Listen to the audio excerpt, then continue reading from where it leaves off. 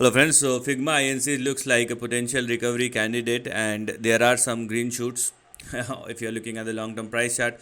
So let's analyze Figma INC, ticker symbol is FIG, and this is the overall price chart which we have, but the recovery which I'm talking about will only happen if this particular stock satisfy or only if this particular stock satisfy all the necessary criterias.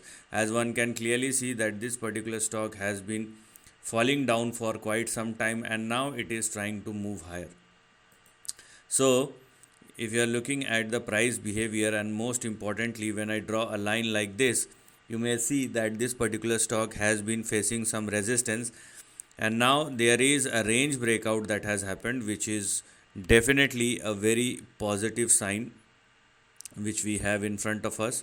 And when we are looking at Figma INC, and obviously this range breakout, the current range breakout that has happened, if it continues, then we definitely have further up move to be looked at. But before going any further on the upside, it is mandatory for Figma INC to continue to trade and sustain above the resistance breakout level, which is 21.6.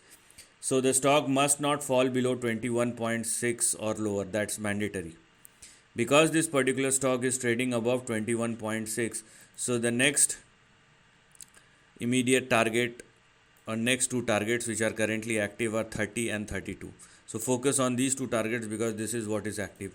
Only after 32.7 you can go any further, and if in case that breakout happens, then move towards 40, and after 40 or 41 the stock can even stretch up to the highs of 72 as well. So these are all the targets which will become active, but one after the another.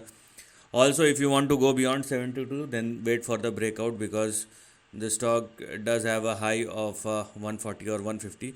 But if things goes extremely right, then you can go for those targets, but over a period of time. So this is the end of the video. Thanks for watching.